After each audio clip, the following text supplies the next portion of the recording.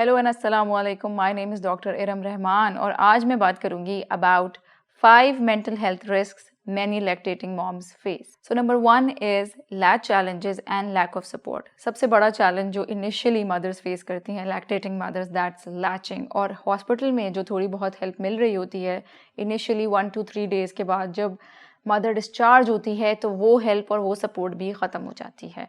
और मुझे लगता है जो हॉस्पिटल की हेल्प है that is not enough, that is very very less. और असल चैलेंजेस जो फीडिंग के स्टार्ट होते हैं वो 3rd, 4th, 5th day onwards हो रहे होते हैं। There is engagement and other issues और फिर मदर्स फील करती हैं एंग्शियस, दे फील सैड और फिर एक अजीब सा स्ट्रेस शुरू हो जाता है। फिर बारी आती है लैक्टेशन कंसल्टेंट की, और लैक्टेशन कंसल्टेंट ढूंढना एक अलग चैलेंज है और उसे अफोर्ड करना इज़ अनदर चैलेंज। आज से 7-8 साल पहले मुझे तो पता ही नहीं था कि पाकिस्तान में कोई लैक्टेशन कंसल्टेंट है भी या नहीं। And just because there is no prenatal education तो मदर्स को लगता है कि वो एबल ही नहीं है ब्रेस्ट फीड कराने के और उनसे फिर चैलेंजेस फेस ही नहीं किए जाते ब्रेस्ट फीडिंग के। पहले बात करते हैं प्रिविलेज्ड मदर्स की, यानी कि जिनके पास सपोर्ट है, स्टे एट होम मदर्स हैं, उनके पास ये आसानी है कि वो फुली कॉन्सेंट्रेट कर सकें इस काम में। उनका सिनेरियो डिस्कस करते हैं। वो भी एग्जॉस्ट हो जाती है मुसलसल ब्रेस्ट फीडिंग बम्पिंग और फिर उसकी वजह से क्या होता है, burnout, you feel disconnected with your baby, relationship issues होते हैं और साथ स्लीप इश्यूज भी होते हैं। और फिर वो मदर्स जो ज़रा लेस प्रिविलेज्ड हैं, जिनके पास उस तरह से सपोर्ट नहीं होती, हेल्प नहीं होती या बच्चे बड़े होते हैं, तो फिर वो अपना टाइम मैनेज करने के लिए, अपनी सैनिटी मैनेज करने के लिए फार्मूला का डिसीजन लेती हैं, तो they end up feeling guilty and they end up feeling ashamed about it और उसकी वजह से फिर they go into postpartum depression. So this journey, breastfeeding journey and its challenges is associated with lot of mental health risks.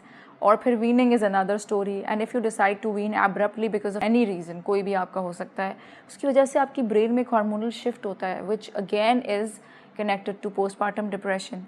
So number 2 is supply issues, that means not making enough milk. ये बहुत ही common problem है और initially थोड़ा time लगता है feed adjust होने में और इनिशियली एक आई थिंक सबका ये फेज़ आता है, बट उस फेज़ में बहुत ज़्यादा स्ट्रेस किया जाता है, जबकि इसका सिंपल सोल्यूशन है you feed and pump more frequently.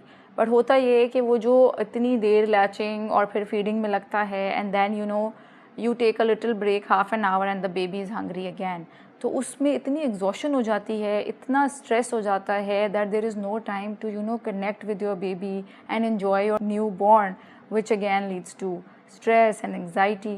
Supply issues या तो आपकी अपनी बॉडी की फिजियोलॉजी की वजह से हो सकते हैं या तो बेबी की बॉडी की फिजियोलॉजी की वजह से हो सकते हैं। अब इसको राइट असेसमेंट, फिर ट्रीटमेंट, फिर थेरेपीज़, ये एक अनदर स्ट्रेसर होता है, स्पेशली जब आप उस प्रोसेस से गुजरते हैं when you have just given birth और उसके बाद फिर आप उस वाले फेज़ में हैं, आपकी अपनी हीलिंग हो रही है, you have to take care of the baby, तो ये बड़ा मुश्किल फ़ेज़ होता है। तो अगर सही सपोर्ट होगी, सही एजुकेशन होगी तो फिर और प्रेशर नहीं होगा, तो फिर being the sole food provider for your baby कि आप फार्मूला नहीं देना चाहते और एक्सक्लूसिवली ब्रेस्ट फीड करना चाहते हैं, तो ये काम ज़्यादा आसान हो जाएगा। Number 3 is external pressure to perform. ये जो एंग्जाइटी प्रोवोकिंग मेंटालिटी है कि good moms exclusively breastfeed, इसमें कोई शक नहीं है कि बहुत अच्छी चीज़ है अगर आप एक्सक्लूसिवली ब्रेस्ट फीड कराएं, लेकिन जब ये देखती हैं मदर्स के फैमिली में सब एक्सक्लूसिवली ब्रेस्ट फीड कराती हैं या फ्रेंड्स में सब एक्सक्लूसिवली ब्रेस्ट फीडिंग करा रहे हैं, तो एक एडिशनल प्रेशर ऐड हो जाता है which is not good for the mother, जिससे again anxiety, depression, inadequacy feel होती है। तो मुसलसल माँ को प्रेशराइज़ करने के बजाय कि बच्चा भूखा है, उसका पेट नहीं भर रहा, एक ये स्ट्रेस ऐड करने के बजाय लाइफ में maybe mothers can try and consult doctors जो सप्लीमेंट्स प्रिस्क्राइब कर सकते हैं, जिससे स्ट्रेस डिक्रीज़ होता है, आपको टाइम और स्पेस मिलती है to develop great latch and obviously supply. Number 4 is internal pressure to measure up. हमारी सोसाइटी ने और सब ने मिलकर जो ये तय किया हुआ है कि parents who decide to bottle feed their kids are inferior, ये चीज़ बदलने की बहुत ज़रूरत है, क्योंकि मदर्स फिर नहीं कर पाती, वो कॉन्स्टेंटली परेशान रहती है, उनको कॉन्स्टेंटली हॉस्पिटल से, डॉक्टर से, हर किसी से वो एक ही बात सुन रही होती है that breast feed is optimal and it's the best nutrition. और फिर दे एंड अप फीलिंग कि मैं अपने बच्चे को बेस्ट नहीं दे रही, मैं अपने बच्चे को बेहतरीन से प्रोवाइड नहीं कर पा रही, और फिर वो एक स्ट्रेस रहता है, एक सैडनेस रहती है।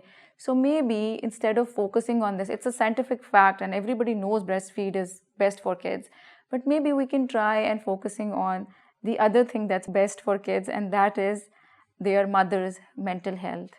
So maybe just okay nutrition and formula is okay if it's coming with their child's mom's mental health. So number 5 is sleep deprivation, and in this I want to share my personal experience. 7 years ago when I was breastfeeding my firstborn, and he used to wake up every hour at night, and I was happy that I have enough milk and I was building my supply because we make most of our prolactin at night. पर उससे हुआ ये कि सारी रात हर घंटे जब आप उठते हैं, बार बार उठते हैं, एंड देन अगले दिन यूर फुल टाइम मॉम, आपका पूरी वही ड्यूटीज़ होती हैं, वही रिस्पॉन्सिबिलिटीज़ होती हैं.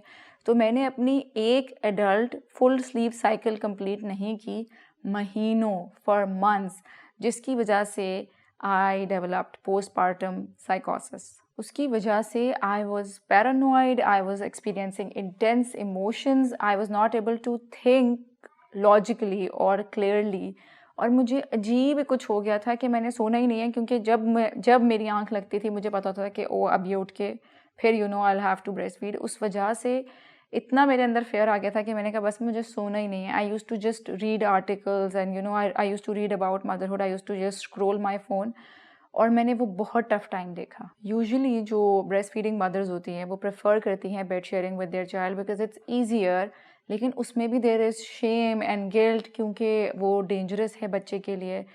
और दूसरा ये कि मोर फ्रिक्वेंटली जब आप बार बार उठ रहे होते हैं, आपकी नींद बार बार ख़राब होती है, that is again a risk factor for postpartum depression. तो ऐसी सिचुएशन में प्रोफेशनल हेल्प लेनी चाहिए, थेरेपिस्ट के पास जाना चाहिए. जैसे कि मैंने ये स्लीप चैलेंजेस की बात की, इसमें भी और जो बाकी इससे पहले जो सारी बात हुई उसमें आपको प्रोफेशनल हेल्प की ज़रूरत होती है, बिकॉज़ गोल ये है कि हमने बैलेंस करना है बच्चे की नीड्स और साथ पेरेंट्स की नीड्स. ये बैलेंस नहीं होगा, और अगर आप एक चीज़ पे काम करेंगे तो दूसरी चीज़ सफ़र करेगी. I hope my talk was helpful. मुझे बहुत अच्छा लगा आप लोगों से बात करके. Thank you very much. Allah हाफिज़.